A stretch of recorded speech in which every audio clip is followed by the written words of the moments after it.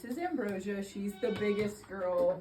She gets the most food. So she gets a half a scoop of sunflower seeds. Half a scoop sunflower. Half a scoop of alfalfa pellets. Half a scoop of alfalfa. And a full scoop of goat grain. Full scoop goat grain.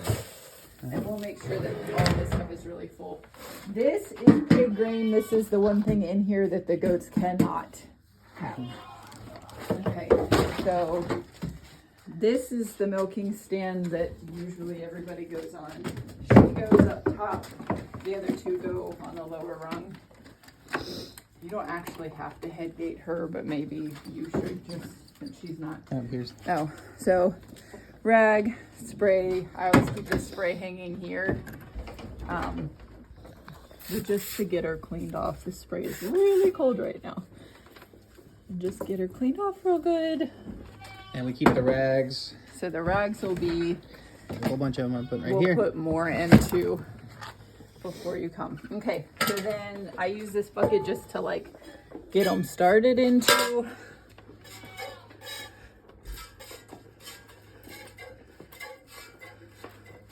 And I don't do that much. And then just on the back. back. So this, she's the only one who uses the dark blue. Dark blue. And the big bottles. But you just put that over her teat and then That opens it up. the clamp until you hear it You hear pressure. grab on. Yep, there you go. And then I'll usually bump them a couple times with the bottles. Just with my hand at the back of their udder and then bump against it with the bottles to get things flowing. And then in case you hear any problems, patient towards the goat. Here. And then you see the pressure gauge. It's supposed to be the black arrow for the goats. If it goes above the black arrow, it's too high. You really rarely ever have to touch it. If you had to change it, it's here, but never, ever, ever, rarely ever have to do that. So this is the overflow protection that needs to be cleaned out from last night. Sharon brings everything down kind of in a bag and talk about the bag. Yeah, so when I wash things, I put the lids and whatever flanges I'm not using in here just to keep them clean. And then the bottles that I'm not using yet are in the bag. I bring everything down. So this tubing all the way up to the bottles, all the flanges, these connection pieces, those are the things that I take back up and bring down every day. So those are the things that get washed and brought back. So blue is for Ambrosia, green is for Jenny And Mary. So you have the two goats, so these, the only one that gets the blue is the big one. So, and everything for Mary and Jenny is the same. They get the same amount of food, they get the same flanges, same size bottles, blah, blah, blah. This is Spartacus. He is a new puppy who doesn't look like he's super interested in eating. He's not excited about eating until you dress his kibble like cereal. So when she's done, whoever's the first one in here to milk, and you have to bump them a few times during this for like additional letdowns. I'll massage the udder really good, just to make sure we get most of it out. But anyway, he's not gonna eat until I am done with her and I pour some of this milk over his kibble like cereal. And then if the flow stops, I will go down here and pull down gently, and usually milk will start flowing again. And you know what a goat feels like when they're mostly empty, and that's So she's just pulling just a tiny bit of so pressure. just like pull down a little bit, and usually it'll start going again. I'll bump a couple times, pull down a couple times, and once I have bumped and pulled down a couple times and there's no real flow left, that's when I call them done. I usually do hand strip them at the end back into that bucket. We just give those strippings to the dogs.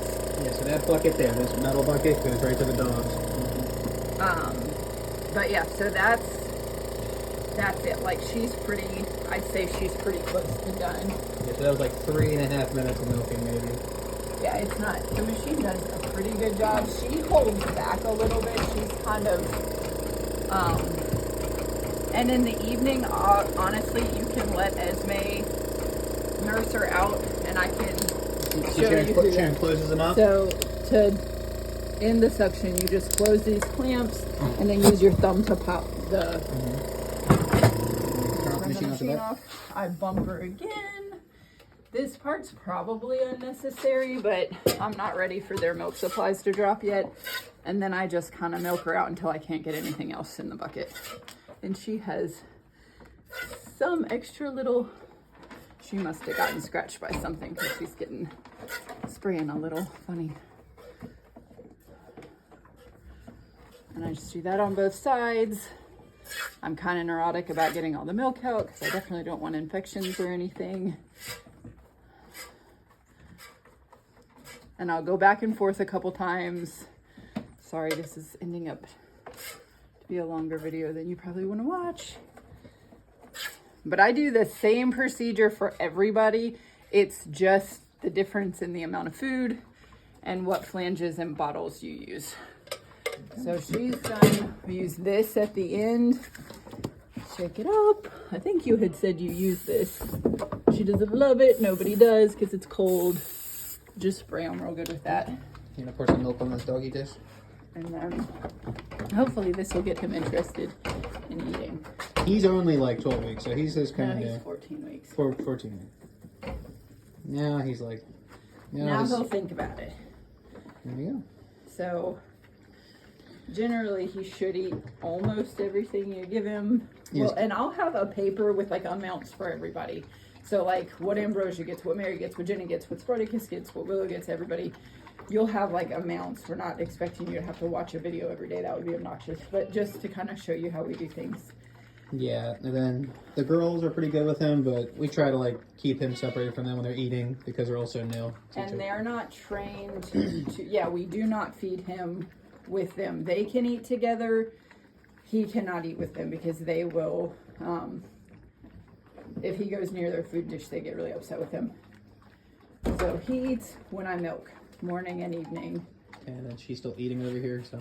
Yeah, and if you're in a hurry, just pull their bucket down and give it to them like over there while you bring the next food in. So if you, we'll show you how we do that. You want to get the next one ready?